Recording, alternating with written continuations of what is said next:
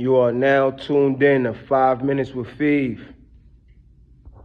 Good morning. It's your guy, Black Fever here. So I got a chance to watch the Beterbiev Bivol fight.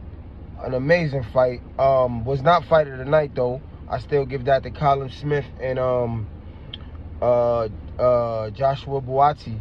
An amazing. That was a throwback fight, man. Those are two gladiators going at it. But the Bivol and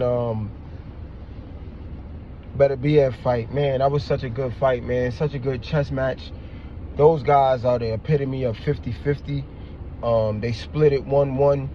And watching the fight, man, honestly, Bivol kicked his ass, man.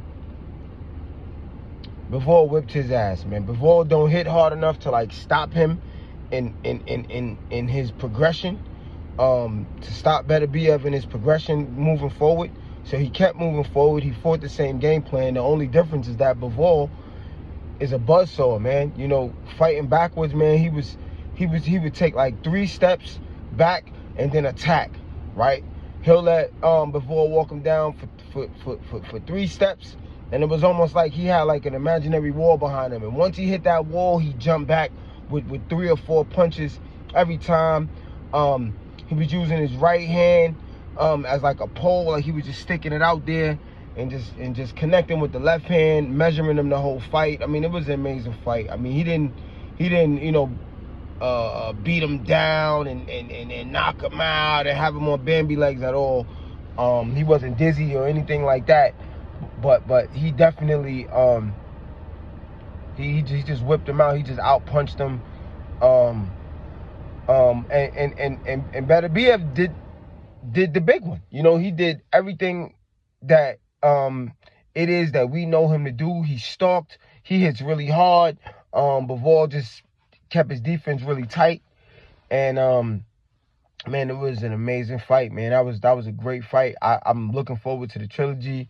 Dmitry Bivol said that Beterbiev said, man, like at the end when he didn't shake his hand, he said that he went over there and told him, like, yeah, I'm not going to shake your hand this time because we're going to fight one more time. And that's fire, man. That's what we need in the sport of boxing. Kudos to them. Kudos to Turkey Al-Sheikh. Kudos to Riyadh Season again. But an amazing way to cap off an amazing card. Shakur Stevenson.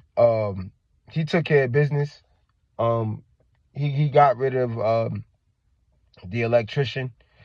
But at the same time, man, his hands is a spooky thing. I'm sure Tank is gonna take that fight now. No offense to Tank, but I mean, you know, Shakur is like a wounded animal, you know. If maybe he could get some surgery on the left hand that he got on the right hand, or vice versa, whichever hand he got surgery from, I believe the other hand is the one that's hurting him now that he didn't get surgery on. So if he can manage to do that and get them both on deck, I mean, he still has all of the goods. I think he's fast. He doesn't have a lot of strength.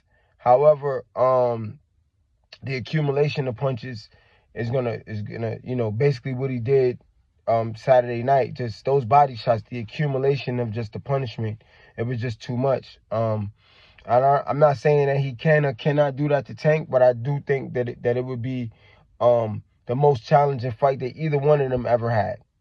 So I still want to see that fight. It's still a lot of stock in that fight. Terrence Crawford running up on Teofimo Lopez.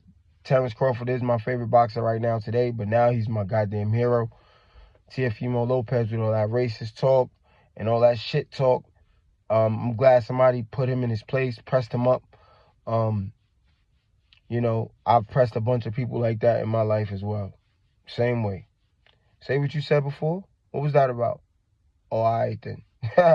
But yeah, man, this is an amazing card, man. I'm looking forward to this weekend coming up right now. Lamont Roach versus Tank.